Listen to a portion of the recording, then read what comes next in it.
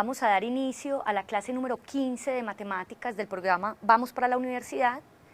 En el día de hoy vamos a continuar con el desarrollo teórico de los polinomios de grado superior. Hoy vamos a enfocarnos en lo que dice el teorema de los ceros complejos, en la información que nos arroja la regla de los signos de Descartes. Vamos a encontrar límites superiores e inferiores para los ceros reales de un polinomio y finalmente vamos a abarcar el teorema de los ceros racionales. Vamos a comenzar entonces recordando la estructura de un polinomio. Recordemos que un polinomio P de X tiene la estructura general como la suma de los términos que tienen esta característica, a sub nx a la n más a sub n menos 1 x a la n menos 1 más sucesivamente más a sub 1x más a sub 0. Recordemos que para que podamos decir que el polinomio P tiene grado n, tendremos que analizar que el coeficiente principal a sub n sea diferente de 0 y vamos a identificar en el polinomio, en su forma general, el término independiente o coeficiente constante. Vamos entonces a desarrollar y analizar la información que nos arroja el teorema de los ceros complejos. Resulta que si un polinomio P de X de grado n mayor que 1 con coeficientes reales, ¿sí? Y voy a señalar esta palabrita que es importante en el teorema de los ceros complejos. Un polinomio P de X de grado n mayor que 1 con coeficientes reales, si ese polinomio tiene un cero complejo, con seguridad podremos afirmar que su conjugado también es un cero de P de X. Es decir, vamos a poder decir que si el número complejo A más BI es un cero del polinomio,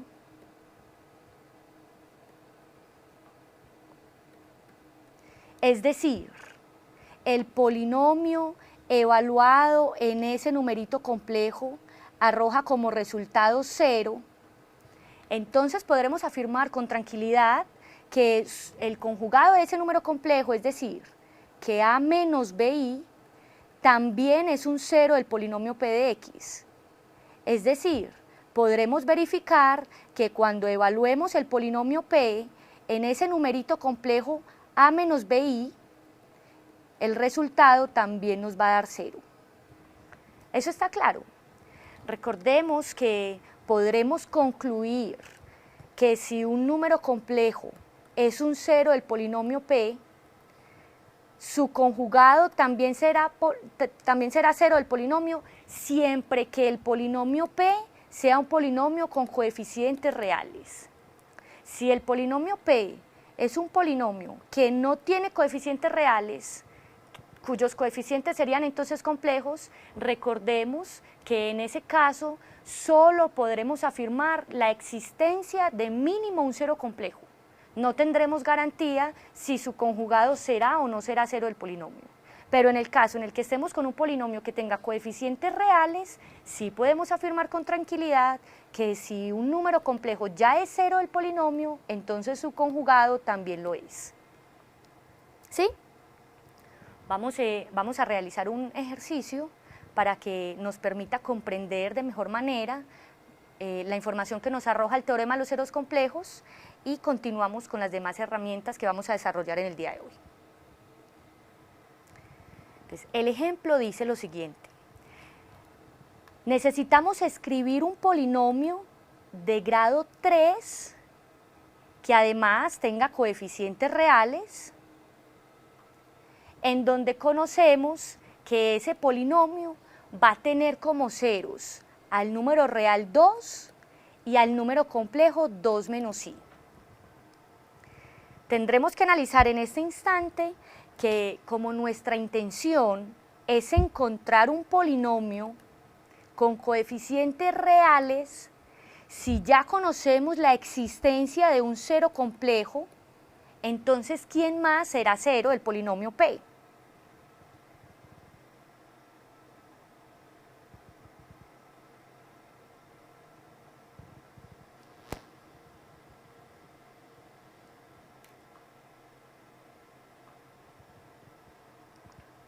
¿Quién más será cero del polinomio que vamos a encontrar si ese polinomio va a tener coeficientes reales y ya sabemos que 2 menos i va a ser un cero complejo del polinomio?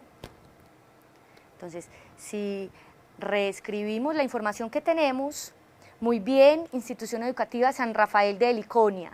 El otro cero que vamos a conocer para el polinomio que vamos a encontrar es el conjugado del número complejo 2 menos i, que sería 2 más i.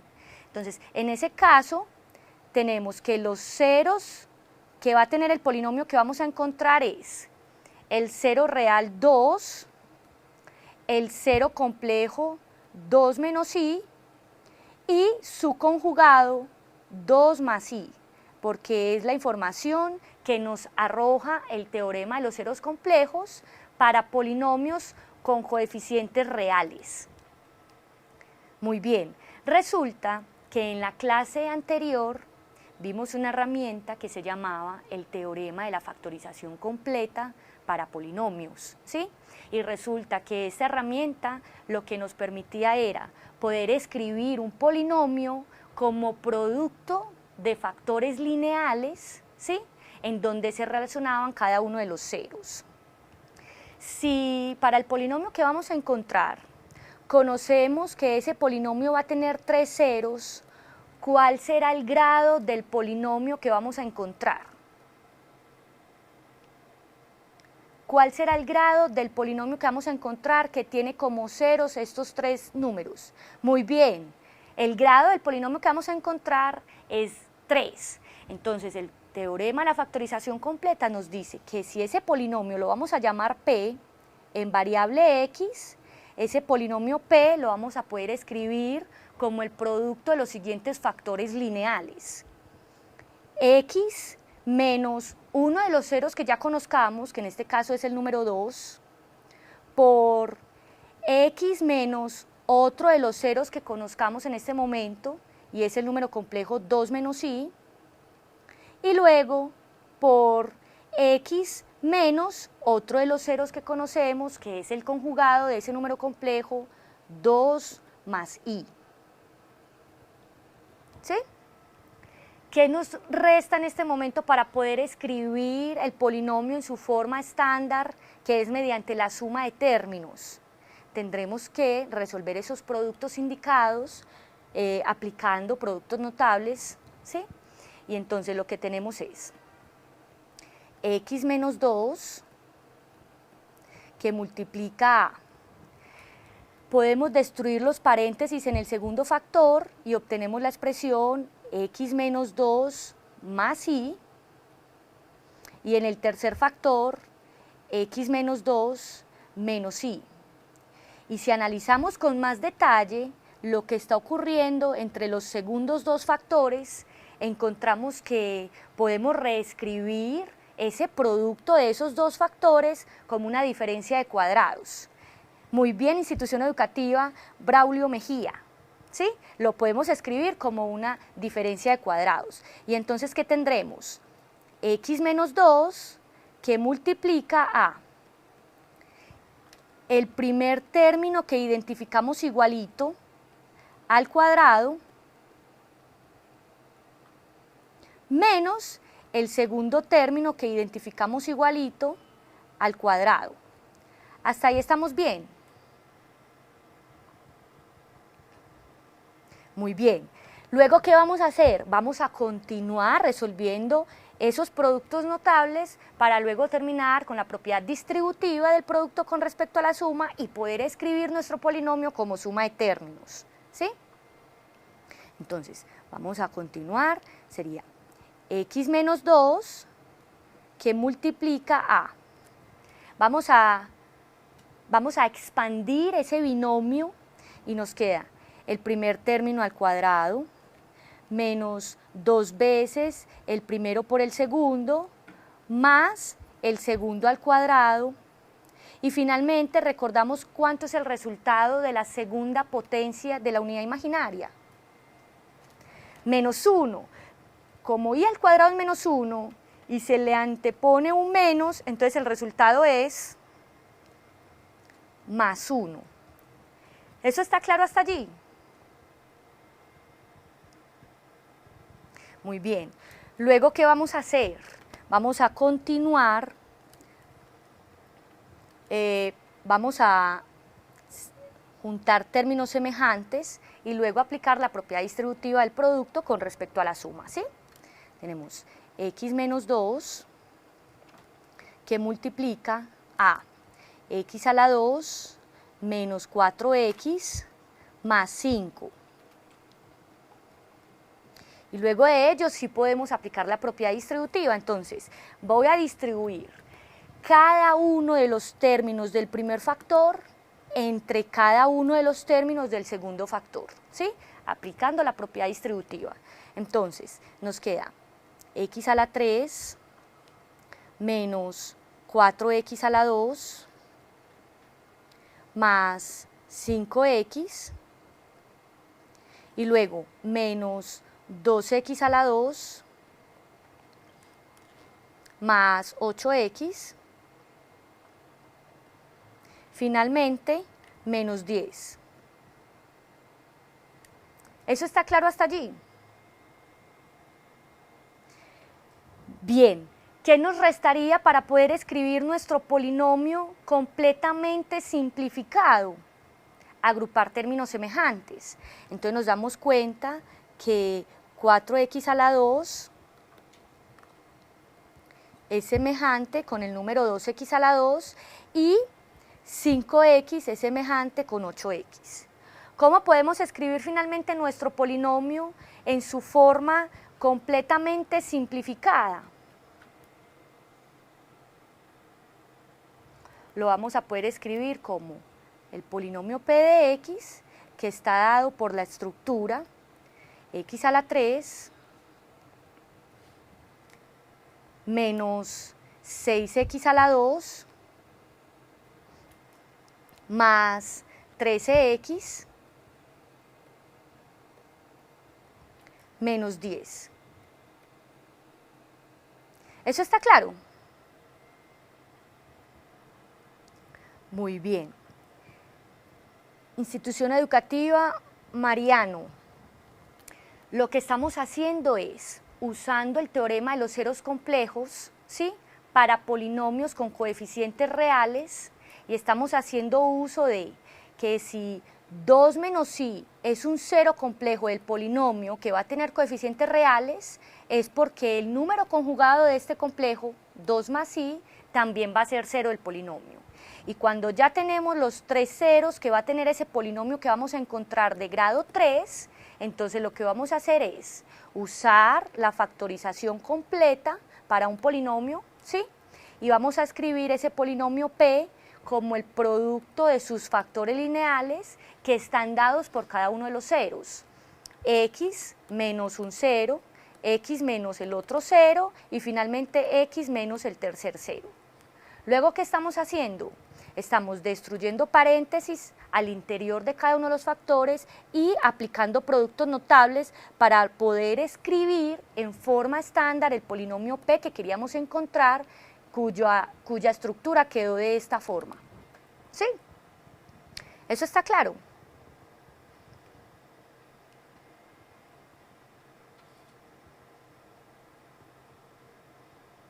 Muy bien, excelente. Vamos a continuar, ¿sí?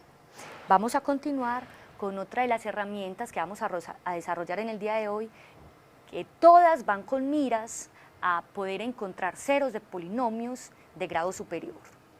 Vamos ahora a abarcar la herramienta que se llama la regla de los signos de Descartes.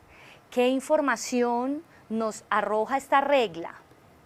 Resulta que esta regla lo que dice es lo siguiente.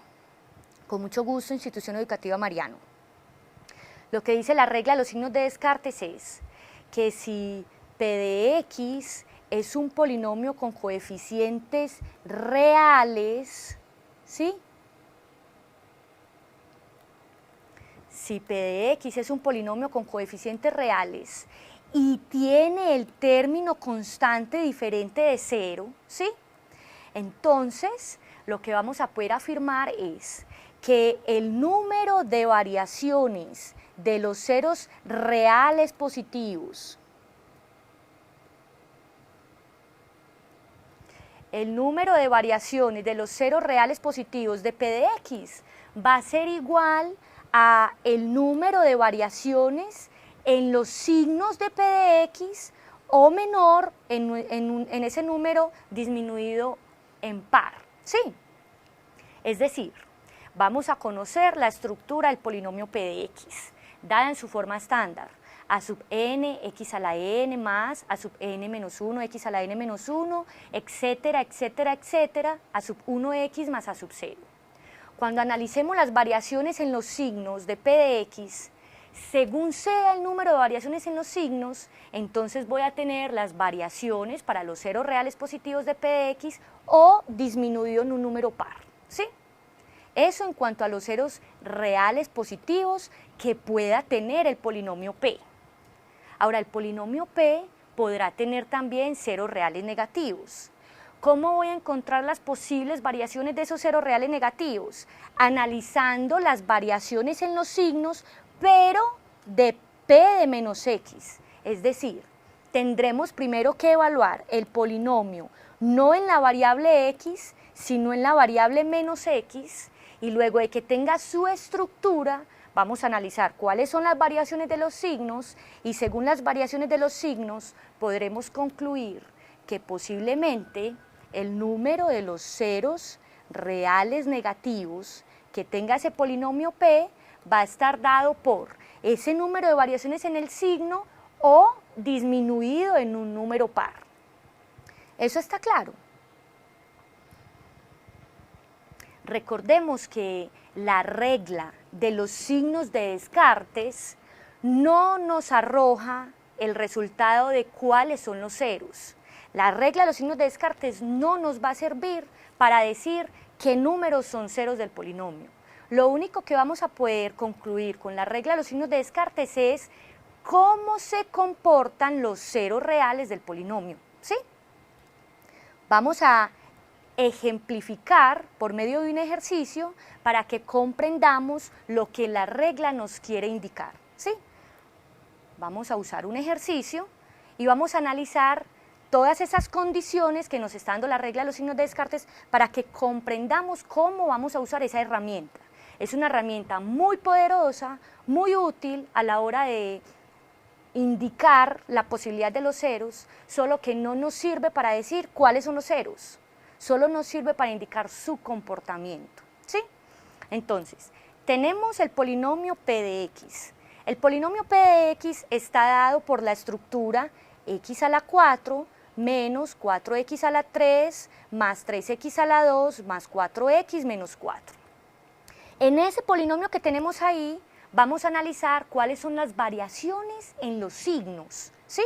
Vamos a mirar qué cambios de signos hubo entre términos consecutivos. Entonces, ¿cuál será el número de variaciones en los signos de P de X? Vamos a analizar que P de X pasó de signo positivo a negativo, hay una variación, de negativo a positivo hay dos variaciones, luego de positivo a positivo no hubo cambio de signo, no hay variación, pero finalmente de positivo a negativo hay otra variación. ¿Cuántas variaciones encontramos para el polinomio P de X? 3, muy bien, encontramos 3 variaciones.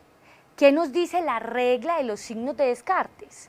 Que como encontramos 3 variaciones de signo en P de X, lo que podemos decir es que ese polinomio P tiene o 3 raíces reales positivas o un número disminuido en par, o sea, una raíz real positivo. Le resto a 3, 2, ¿sí? Entonces, ese polinomio P de X va a tener o 3 raíces reales positivas o una raíz real positiva. ¿Por qué no puedo seguir disminuyendo el número par? Porque si a 1 le restamos 2, vamos a obtener un resultado de -1. Y no estamos contando con valores negativos. Entonces tengo que parar de disminuir en un número par ahí, ¿sí? Y entonces la conclusión es que como P de X obtuvo 3 variaciones en el signo, entonces posiblemente ese polinomio P tenga o 3 raíces reales positivas o una raíz real positiva. ¿Eso está claro hasta allí? Bien, resulta que esa es una de las cosas que podemos analizar con la regla de los signos de Descartes. ¿Qué más tenemos que analizar? Tenemos que analizar cómo se está comportando el polinomio evaluado en -x. ¿Qué vamos a hacer allí? En nuestra estructura original vamos a cambiar todas las x por -x y vamos a mirar cómo queda la estructura. Entonces, cuando cambiamos x por -x, tenemos que -x a la 4 menos 4 por -x a la 3 más 3 por -x a la 2 más 4 por -x y finalmente el término constante -4. ¿Cómo quedan esos términos de P de -x? Recordemos que todo número real negativo elevado a una potencia par da como resultado un valor que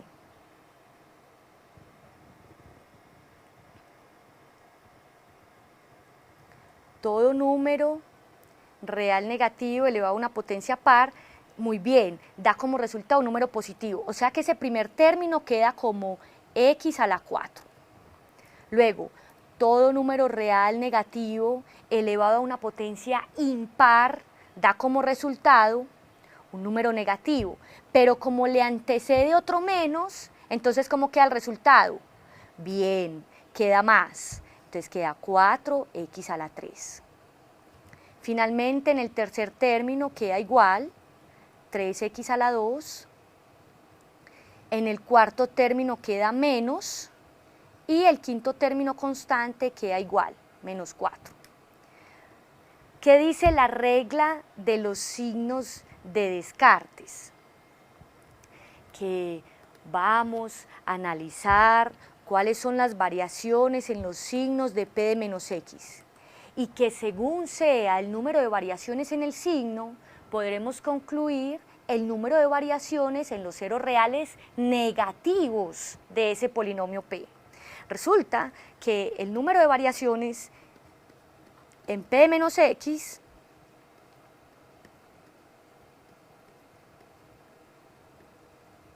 número de variaciones son, el polinomio pasó de positivo a positivo, no hay variación, de positivo a positivo no hay variación, de positivo a negativo hay una y luego de negativo a negativo no hay más variaciones.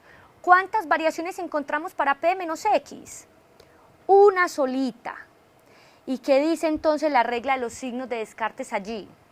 Que ese polinomio P va a tener una raíz real negativa o disminuida en un número par, pero podemos seguir disminuyendo el número 1 en un número par. No. Entonces lo que podemos afirmar es que la regla de los signos de Descartes nos dice que ese polinomio dado P tiene o 3 raíces reales positivas o una raíz real positiva y que fijo tiene una raíz real negativa. ¿Eso está claro? Bien, eso es lo que nos dice la regla de los signos de Descartes. Ahora, con la regla de los signos de Descartes podemos completar todas las posibilidades para las raíces de P, todas las posibilidades, ¿sí? Teniendo en cuenta también la posibilidad de que P tenga ceros complejos. Sí, Pueden haber raíces complejas, muy bien, institución educativa Eduardo Fernández de Amalfi. Pueden haber ceros complejos. ¿De qué va a depender eso? De si el polinomio tiene coeficientes reales, para que podamos afirmar que los ceros complejos vienen en pares conjugados, y del grado del polinomio, porque en este caso P de X tiene grado 4, es decir, cuántas raíces vamos a encontrar para esa ecuación de P cuando la igualemos a 0. 4, ¿cierto? Entonces, en la siguiente presentación, lo que vamos a hacer es que vamos a analizar todas las posibles raíces para P de X igual a 0, teniendo en consideración la información que nos arrojó la regla de los signos de Descartes y completando con las posibilidades de que P tenga raíces complejas. ¿Hasta ahí vamos bien? Listo. Entonces voy a retomar en la siguiente presentación que por la regla de los signos de Descartes ya habíamos encontrado que el polinomio P, ¿sí?, tenía o 3 raíces reales positivas o una raíz real positiva.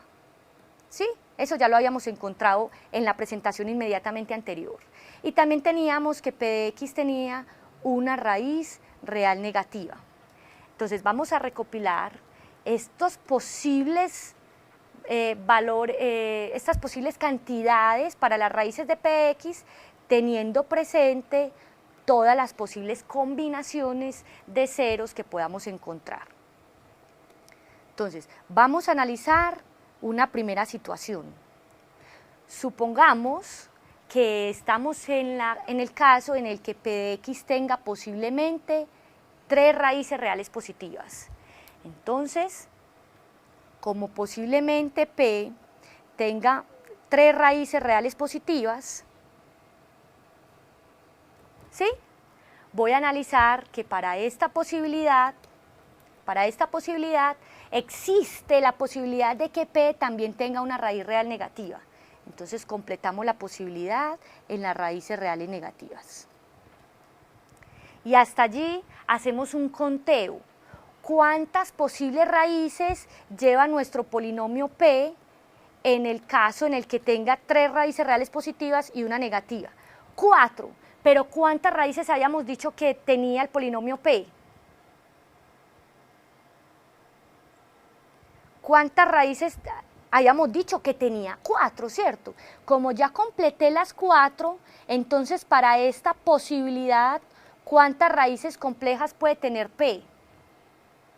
0, muy bien, y siempre nos da un total de 4. Esa es una posibilidad. Ahora, analicemos la otra posibilidad. La otra posibilidad es que el polinomio P tenga una raíz real positiva, porque ya analizamos el caso en el que tenga 3. Vamos a analizar el caso en el que tenga una sola.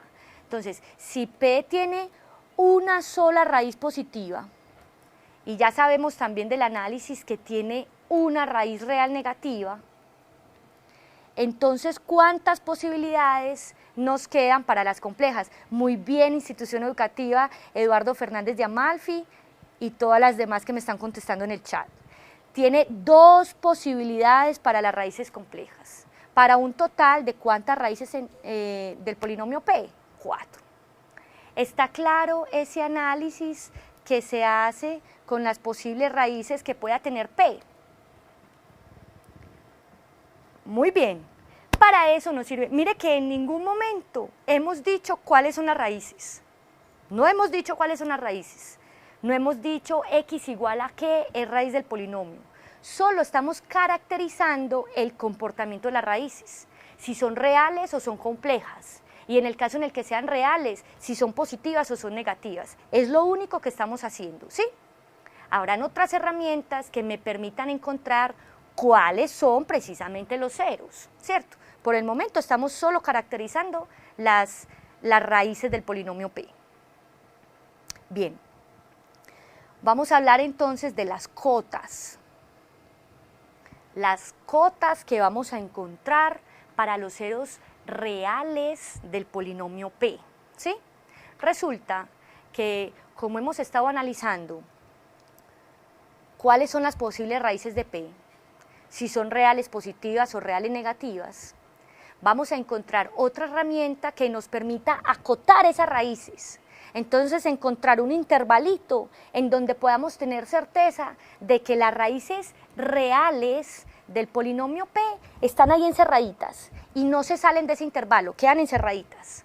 Ese intervalo que vamos a encontrar es lo que vamos a llamar una cota inferior, una cota superior que me encierre las raíces reales del polinomio P. ¿Qué dice la herramienta que vamos a usar? ¿Sí? Dice que si P de X es un polinomio de grado n mayor que 1 y tiene coeficientes reales, ¿sí?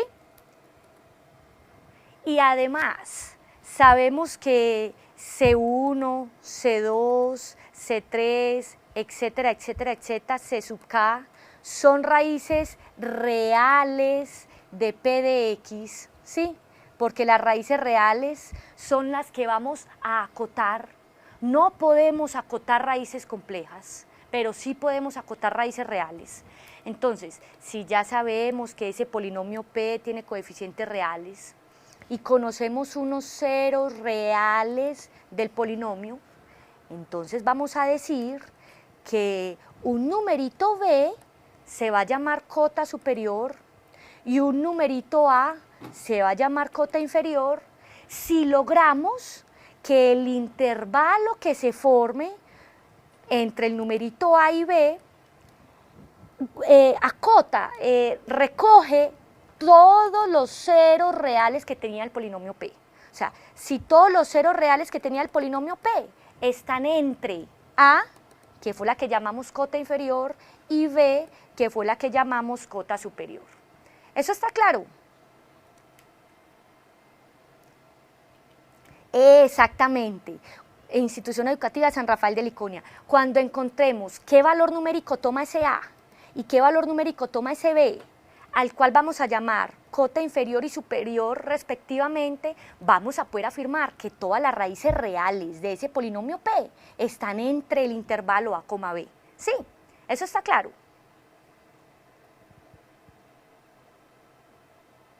Ahora, la pregunta es, ¿cómo vamos a encontrar ese número A y cómo vamos a encontrar ese número B?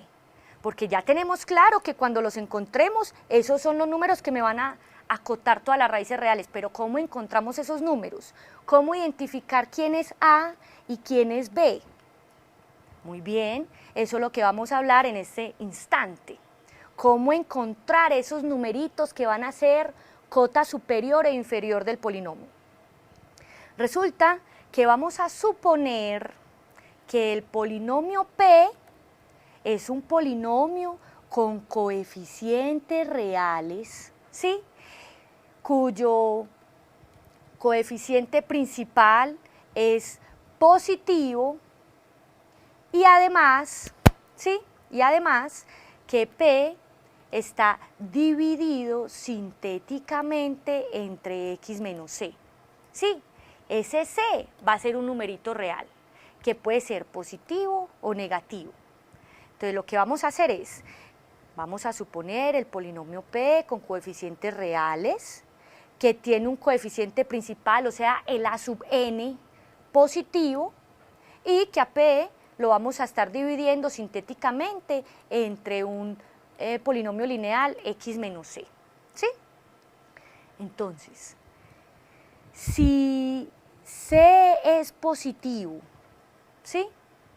Si C es positivo y si todos los números de la tercera fila del proceso de la división sintética son positivos o cero, entonces a ese numerito C es al que vamos a llamar cota superior o límite superior para los ceros reales de P de X. Es decir, vamos a comenzar, dado el polinomio P que tiene coeficientes reales y que tiene coeficiente principal positivo, vamos a empezar a buscar unos numeritos positivos que cumplan la condición de que cuando hagamos la división sintética con los coeficientes de P y ese numerito C positivo, los resultados que vamos a obtener en la tercera fila del proceso van a ser todos positivos o cero. En el momento en que encontremos ese resultado, a ese numerito C lo vamos a llamar cota superior o límite superior para las raíces reales de P de X. ¿Sí? Es porque ese es el que me va a cumplir la condición de ser la cota superior. O sea, va a ser el extremo superior del intervalo que me va a recoger las raíces reales del polinomio P. Y luego, ¿cómo vamos a buscar la cota inferior? Vamos a buscar unos numeritos negativos y en el momento en que encontremos un numerito negativo que haga que los números de la tercera fila del proceso de la división sintética sean alternadamente positivo, negativo, positivo, negativo, positivo, negativo. Cuando logre encontrar ese número negativo que cumpla esa condición, entonces a ese numerito C lo vamos a llamar cota inferior o límite inferior para los ceros reales de P de X. ¿Eso está claro? Bien, vamos a hacer un ejemplo que nos permita comprender con más detalle lo que nos está diciendo la herramienta de las cotas superior e inferior para los ceros reales del polinomio P. Vamos a hacer con un ejemplito y vamos a aclarar esa información que nos arroja esa herramienta. Entonces nos dicen, vamos a encontrar los límites superior e inferior para los ceros del polinomio dado, ¿sí? ¿Qué es lo que queremos hacer? Vamos a encontrar un número real positivo que haga que cuando realicemos la división sintética entre los coeficientes de este polinomio y ese número real positivo, los resultados en la tercera fila sean todos positivos. Cuando logremos eso decimos, ese numerito es cota superior para las raíces reales de P. Y luego vamos a buscar un numerito negativo que haga posible que cuando hagamos la división sintética entre cada uno de los coeficientes del polinomio y ese numerito negativo, los resultados en la tercera fila sean alternadamente positivo, negativo, etcétera, etcétera, etcétera. Cuando logremos eso, a ese numerito real negativo le vamos a decir cota inferior para las raíces reales de P. ¿Sí? Entonces, lo primero que vamos a hacer para poder aplicar la división sintética, recordemos que es identificar cuáles son los coeficientes completos del polinomio P. Los coeficientes completos. Entonces, como el polinomio P tiene grado 4, entonces los coeficientes van a ser 2, que es el coeficiente principal, 5, que es el coeficiente que le sigue, menos 2, luego ¿qué coeficiente tendré que poner? 0, muy bien, Institución Educativa F. Gómez, 0 porque es que no aparece el término lineal, entonces tengo que completar con un coeficiente 0. Y finalmente el coeficiente constante, que es menos 8. Y lo que vamos a hacer por medio de la división sintética es encontrar unos numeritos positivos que hagan posible que el resultado en la división sintética sean números todos positivos, incluyendo el 0. ¿Estamos? ¿Por dónde empezaríamos? Vamos a mirar si, por ejemplo, el número real 1 es una cota superior. Para que 1 sea una cota superior, los resultados que obtengamos en la tercera fila deben ser todos positivos. Vamos a ver si en efecto se está cumpliendo eso para el numerito 1. Bajamos el 2 y luego 2 por 1, 2, más 5, 7. ¿Cierto? Hasta ahí van dos resultados positivos. Bien, vamos sobre lo que queremos buscar. 7 por 1, 7. ¿Sí? 7 menos 2, 5. Hasta ahí, bien, vamos con todos los valorcitos positivos. Luego 5 por 1, 5, más 0, 5. Vamos muy bien. ¿Qué pasó? 5 por 1, 5, menos 8, menos 3. Ya no nos sirve. 1 no es cota superior, porque no logramos que el resultado del cociente y el residuo fueran números siempre positivos, no lo logramos. Como 1 no es cota superior, entonces vamos a ensayar con otro numerito más grande, digamos con el número 2. Entonces, si ensayamos con el número 2, ¿qué es lo que vamos a obtener? Voy a efectuar nuevamente la división sintética para cuando ese numerito C es el número 2. ¿Con el 2 da? Vamos a verificar si con el 2 da. Vamos a bajar el 2, entonces 2 por 2, 4, 4 más 5, 9, 9 por 2, 18, 18 menos 2, 16, 16 por 2, 32, 32 más 0, 32, y 32 por 2, 64, y 64 menos 8, 56. Bien, estoy sobre las condiciones que me dice lo que debe cumplir la cota superior para las raíces reales de P de X, que hemos encontrado un número positivo que hace posible que en la tercera fila de la división sintética los coeficientes sean siempre positivos. ¿Qué podemos decir? Que C igual a 2 es una cota superior, y vamos a tener muy presente que es una cota superior para las raíces reales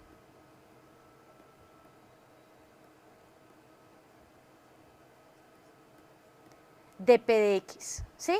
Porque son las raíces reales las que vamos a acotar. Si P tiene raíces complejas, esas no se pueden acotar, ¿sí? Bueno, entonces vamos a continuar en el proceso de buscar una cota inferior. Y resulta que una cota inferior la vamos a buscar encontrando un numerito negativo que haga posible que la tercera fila en la división sintética sean números que empiecen positivo, luego negativo, positivo, luego negativo, positivo. ¿Sí?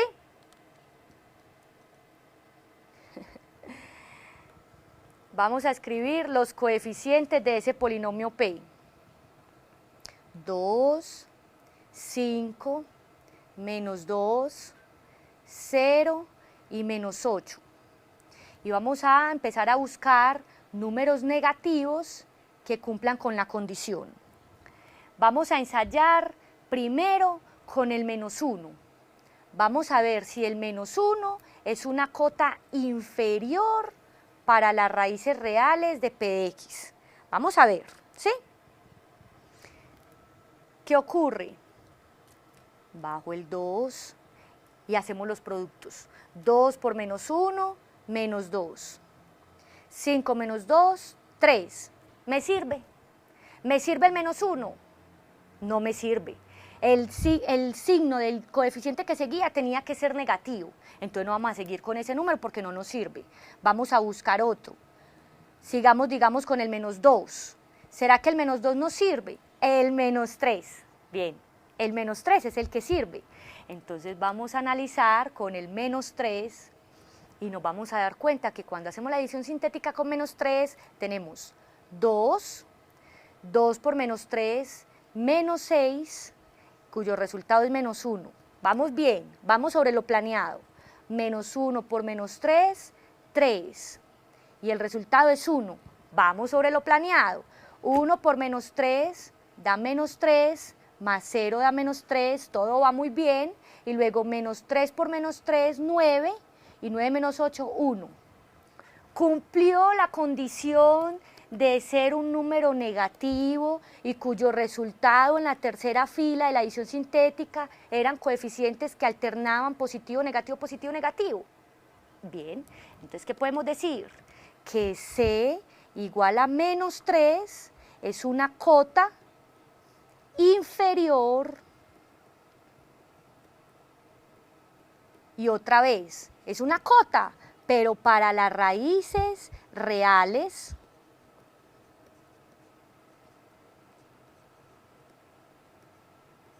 del polinomio P. ¿Eso está claro? Bien. Así es que se buscan cotas para las raíces reales del polinomio. Eso es la información que nos arrojaba los límites superior e inferior para las raíces reales del polinomio P. ¿Sí?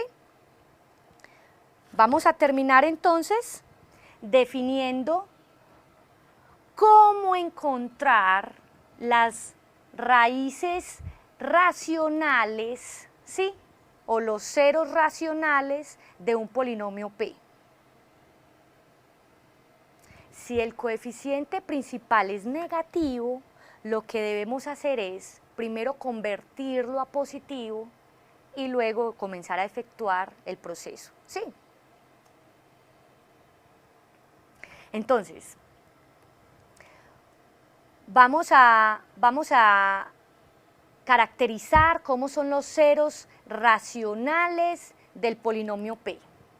Y los ceros racionales del polinomio P se van a encontrar mediante la siguiente estructura siempre que los coeficientes del polinomio P sean enteros. Si los coeficientes del polinomio P no son enteros, esta herramienta no me sirve para encontrar posibles ceros racionales del polinomio. Tendré primero que convertirlos a coeficientes enteros. Y una vez que estemos con un polinomio P que tenga coeficientes enteros, lo que vamos a afirmar es lo siguiente, y es que ese polinomio P, los posibles ceros racionales que va a tener, que son de la forma un numerito P sobre un numerito Q, van a cumplir con las siguientes condiciones. Ese numerito P divide a sub 0. ¿Cómo más podemos entender eso? Que ese numerito P es un divisor de A sub 0, ¿sí? P es un número divisor de A sub 0. Y ese numerito Q divide A sub n, o sea que Q es un divisor de A sub n. Y cuando encontremos todos los posibles cocientes entre divisores de A sub 0 sobre divisores de A sub n, vamos a encontrar todas las posibles raíces racionales para la ecuación P de x igual a 0. ¿Estamos claros? Bien, nuevamente vamos a ejemplificar el uso de este teorema con un ejercicio particular. Vamos a tomar un ejercicio, un polinomio P, que cumpla con las condiciones iniciales del teorema, es decir, que los coeficientes del polinomio sean enteros, y vamos a buscar en ese polinomio P las posibles raíces racionales haciendo todas las combinaciones entre los divisores de A sub 0 con los divisores de A sub n. ¿Sí? Cuando hagamos el ejemplito, damos entonces por terminada la clase del día de hoy. Me dicen, ¿cuáles son las posibles raíces racionales del polinomio P dado por esta estructura? ¿Qué es lo primero que vamos a analizar? Son los coeficientes de P números racionales, números enteros. ¿Son los coeficientes de P números enteros? Sí. Como sí son números enteros, entonces podemos aplicar el teorema. Y el teorema lo que nos dice es, vamos a buscar primero los divisores de 6. ¿Sí? Vamos a buscar los divisores de 6. ¿Cuáles son los divisores de 6? Números que cuando yo divida el 6, entre esos valorcitos el resultado sea exacto. Más o menos 1, más o menos 2, más o menos 3 y más o menos 6. ¿Por qué tomo los negativos también? Porque si yo divido el 6 entre menos 1, da un resultado exacto. Si yo divido el 6 entre menos 2, también el resultado es exacto. Y entre el menos 3 y entre el menos 6. Por eso se toman los dos valores, positivo y negativo. ¿Eso está claro hasta allí? Bien. Ahora, vamos a encontrar cuáles son los divisores del término principal.